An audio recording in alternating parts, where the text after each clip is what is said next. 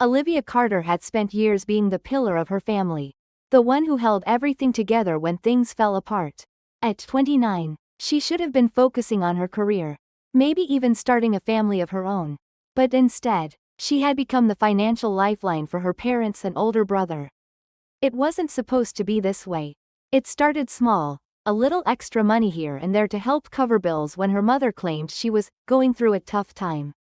Then it was rent, groceries, medical expenses. Soon, Olivia was funding almost everything, including her brother Ryan's endless stream of business ventures that never seemed to go anywhere.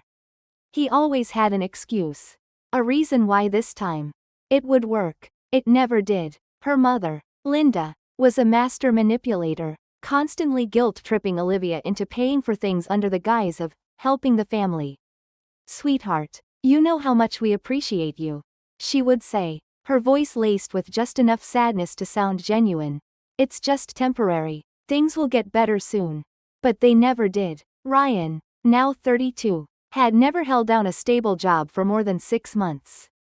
He lived at home, spent most of his days playing video games, and somehow always had enough money for expensive sneakers and weekend getaways. Whenever Olivia questioned it, he would roll his eyes. "You wouldn't understand, Liv. The economy is brutal for people like me." Her father, Harold, remained silent through it all, neither defending Olivia nor stopping his wife and son from draining her dry. He had spent years turning a blind eye, too indifferent to care or too weak to stand up for her. Despite this, Olivia continued to support them.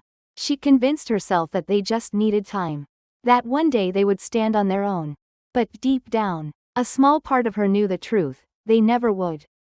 They didn't have to, not as long as she was there to clean up their messes. Even when she moved into her own apartment, she could never fully escape. If the power went out at her parents' house, they called her. If Ryan needed money for a business trip, she was expected to provide. If her mother wanted to see a new specialist for her stress-induced migraines, Olivia covered the bill. But she never complained. She just kept going, believing that family came first. Then came the trip to Europe. For months, she had been secretly planning the perfect getaway for her parents, a way to show them how much she appreciated them, how much she wanted to give back for all they had done for her. She spared no expense, booking first-class flights, 5-star hotels, private tours, Paris, Rome, Barcelona, 3 weeks of luxury, all on her dime. She had imagined their reaction, the joy in their eyes when she revealed the surprise. She thought about how much it would mean to them, how it might even bring them closer together. She had no idea that this trip would reveal the ugly truth she had spent years ignoring. She had no idea that, in their eyes, she wasn't family, she was just a bank account with a beating heart.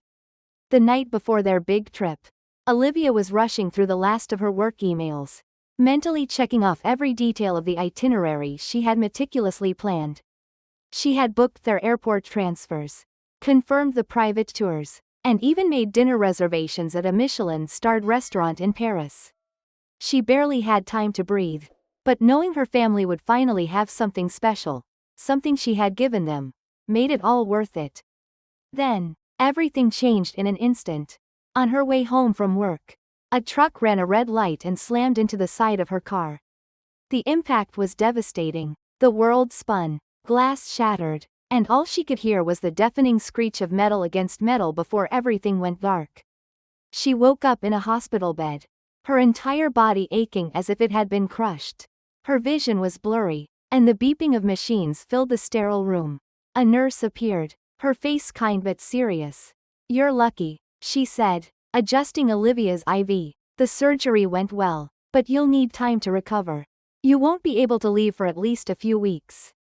Olivia's first thought wasn't the pain, or the fact that she had nearly died, it was the trip. The one she had planned for her parents. The one she had spent thousands of dollars on. The one that, clearly, would have to be postponed. When her family arrived, she forced a weak smile, expecting concern, maybe even tears. Instead, her mother was clutching her designer travel bag, her nails freshly manicured, looking like she had just stepped out of a luxury boutique. "Mom, Dad, Ryan?" Her voice was hoarse. I'm so sorry. The trip. Her mother waved a hand dismissively. Oh, don't worry about that, sweetheart. For a brief, fleeting moment, Olivia thought she meant the trip had already been cancelled. That they understood she needed them now. That they were here for her. Then her mother continued, your father and I talked. And we think we should still go. Olivia blinked. The painkillers must have been messing with her brain. What? Ryan sighed dramatically. Look, Liv, you paid for everything already. The tickets, the hotels, the tours, it's non-refundable. It would be stupid to waste it. Her father, as always, remained silent, looking at his phone as if this entire conversation wasn't happening. But, I'm in the hospital, Olivia managed, her voice barely above a whisper. I just had surgery. I can't even walk yet. Her mother adjusted the strap of her purse, nodding sympathetically. I know, honey, and we're so sorry, but you're in good hands here.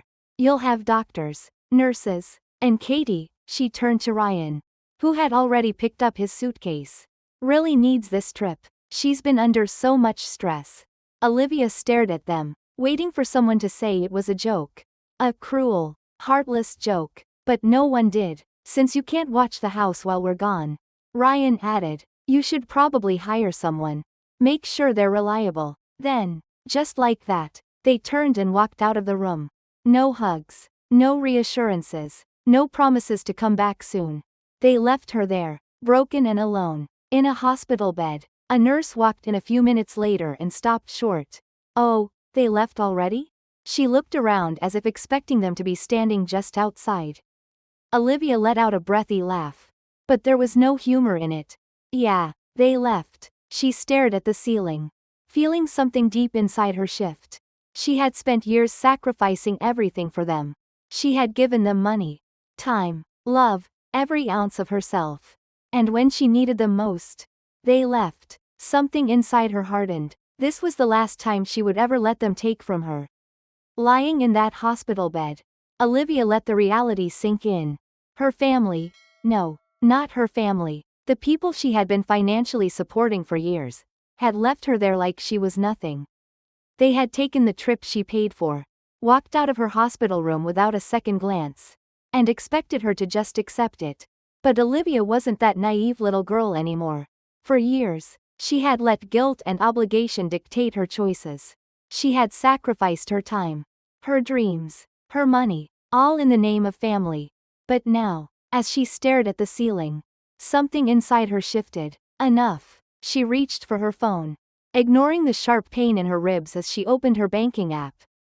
The numbers glared back at her, thousands of dollars drained from her account every month. Automatic payments set up to fund their comfortable lives. Rent, utilities, Ryan's therapy, her mother's endless, emergency, expenses. Her thumb hovered over the screen. Then, with one swift motion, she began canceling everything. First, she shut down the automatic transfers. The rent? No longer her problem. The utilities? They could figure that out. The therapy Ryan never actually attended? Done. She cut off every single direct payment, one by one, watching as years of financial chains shattered in front of her. Next, she moved to the credit cards. They had access to her emergency card, because family should always help each other. But they had never helped her. She clicked on the account details and, with a wicked sense of satisfaction, froze the card. No more lavish shopping sprees on her dime. No more expensive restaurants disguised as self-care expenses. No more Olivia as their personal ATM. Then, she turned to the trip. Her fingers flew over the screen as she pulled up her email. There it was, her beautifully organized Rome itinerary. The luxury hotel, the guided city tours, the wine tastings, the private car service. With a steady hand, she began canceling. The hotel? Refundable if cancelled within 24 hours. Gone. The tours? All private bookings, easily cancelled. Done. The return flights? Oh, those were non-refundable, but changeable. A slow smile spread across Olivia's face as she modified the flights. Instead of a return to their home city, she rerouted them, somewhere remote.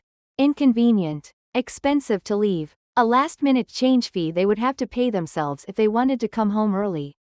By the time she was finished, she felt lighter than she had in years.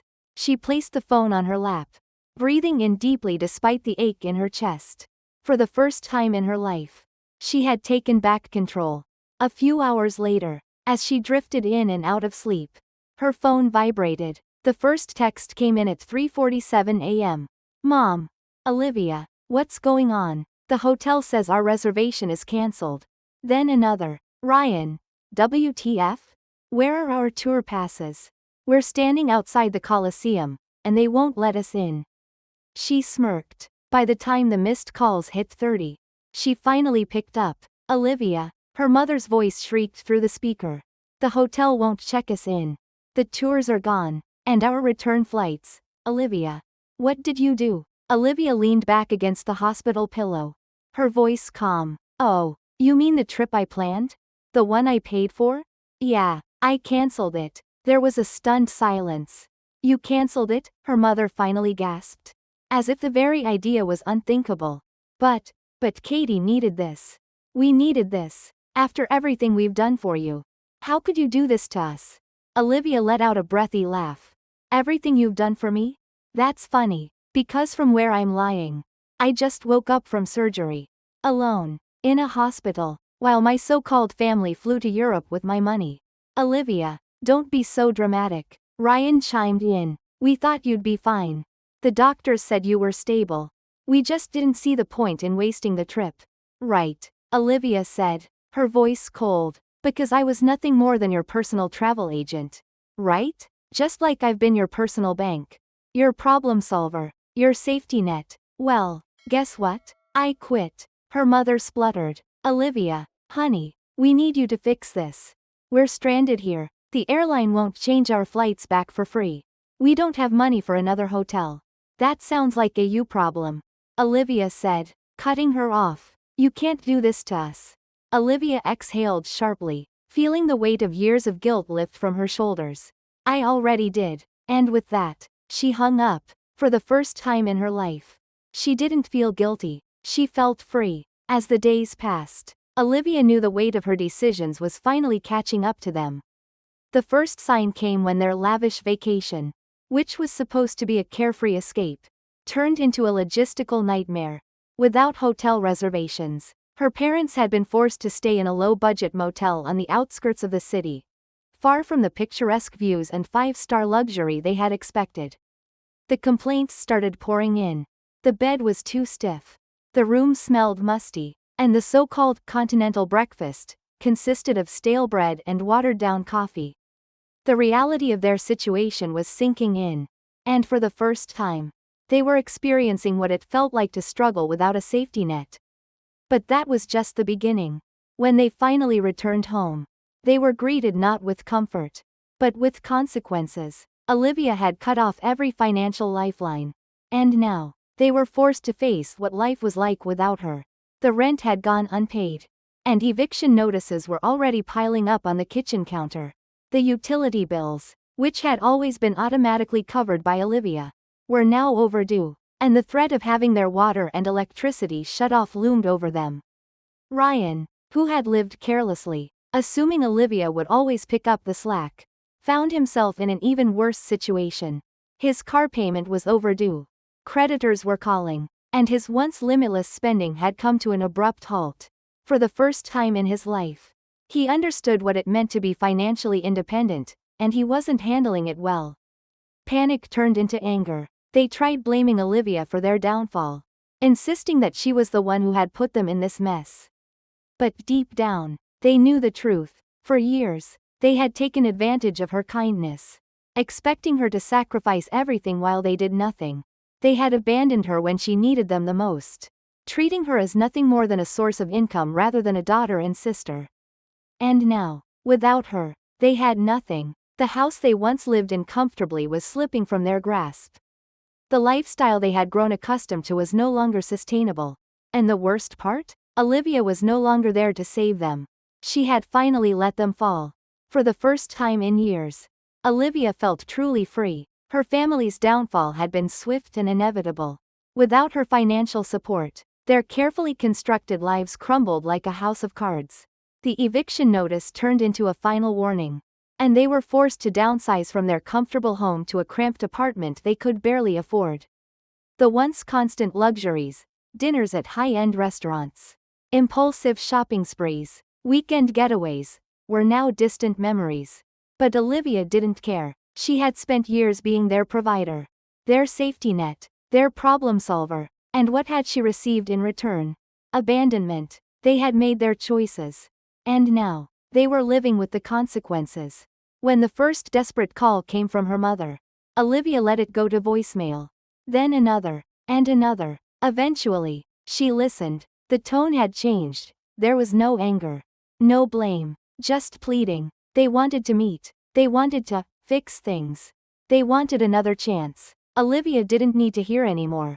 With steady hands, she blocked their numbers. Her mother, her father, Ryan, every single connection that had drained her for years was cut off in an instant. She didn't owe them anything. Not anymore. Instead, Olivia turned her focus to herself. She had spent so long giving to others that she had forgotten what it meant to invest in her own happiness. Now, she finally had the chance. Her days were no longer filled with overtime hours just to fund someone else's lifestyle. Instead, she poured her energy into things that mattered to her. She traveled, not to arrange vacations for others, but to experience the world on her own terms. She reconnected with old friends, built a support system that wasn't based on obligation, and, for the first time in a long time, she felt at peace. Her family had once believed she was trapped, that she would always take them back, no matter how badly they treated her. But they had underestimated her. They had walked away from her when she needed them the most, never expecting that she would walk away from them forever. But she did, and it was the best decision she had ever made. This story is a powerful reminder that self-worth is not defined by how much we give to others, especially those who only take. Olivia's journey shows us the strength it takes to walk away from toxic relationships, even when they involve family. For years, she sacrificed everything, believing love meant endless giving. But in the end, she realized that true love and respect must be mutual. Her decision to reclaim her life was not just an act of self-preservation, it was an act of empowerment. What do you think? Did Olivia make the right choice? If you support her decision, comment 2 below. If you think she should have handled things differently, comment 7. Don't forget to like this video and subscribe to Reddit Story for more incredible stories of resilience and justice.